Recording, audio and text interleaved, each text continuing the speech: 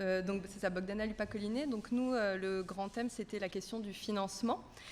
Donc le nom de notre projet, c'est Produits financiers pivot, produits financiers au pluriel.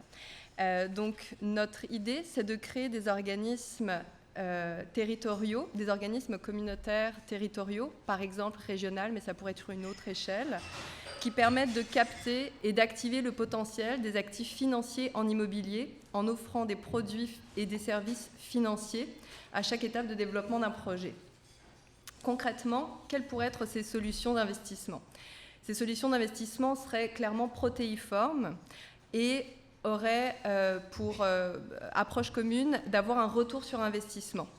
Donc comment ça se traduirait ? Par exemple, une coopérative pourrait investir, en fait des coopératives, des OBNL, pourraient investir dans un fonds qui serait qui serait géré par cet organisme régional-là, cet organisme territorial, pourraient investir leurs actifs et ces actifs permettraient de développer des projets, de financer en fait des projets et en échange, ces investisseurs recevraient une rémunération, donc ils auraient un retour sur un investissement de leurs actifs.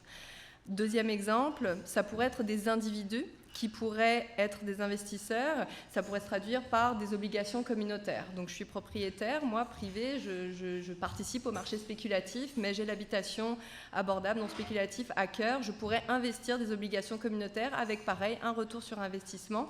Et cet argent que j'investis va financer des projets d'habitation non spéculatif.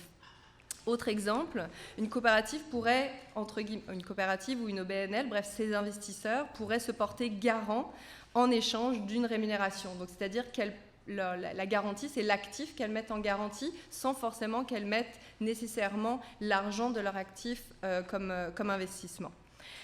Des exemples pour éventuellement nourrir la réflexion, la ville de Toronto qui se porte garant sur des obligations communautaires, le Fonds solidaire de la Caisse, le livret d'épargne logement PEL en France, le système de banque de logement social à Vienne avec un rendement déductible d'un fonds, donc une sorte de fonds fiscalité.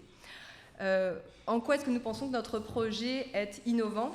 Déjà, c'est une combinaison et une mutualisation à deux niveaux, aussi bien au niveau de l'équité qu'au niveau des liquidités vraiment qui existent, les liquidités ou des réserves. C'est également une combinaison de solutions de financement et de garantie et qui repose sur différents principes qui nous semblent très porteurs, qui sont le fait de capter des actifs d'acteurs qui sont diversifiés. D'un côté, ceux du milieu communautaire et de l'autre, les actifs de la société civile, les individus, les fonds de pension, la caisse de dépôt, Ivanhoe Cambridge, etc., etc.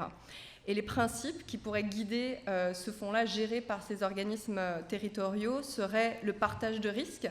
Donc ce n'est pas moi, une coopérative, qui va investir dans le projet d'une autre coopérative, j'investis dans un pool.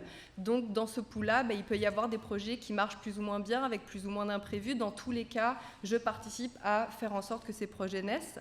Le fait de considérer, on pense la force de notre projet, c'est de considérer l'actif financier du milieu communautaire comme un investissement et non pas comme un dû envers la communauté elle-même. D'inclure également tous les acteurs de la société civile au bénéfice de l'habitation non spéculative. Donc pour nous, ça révèle un vrai projet de société.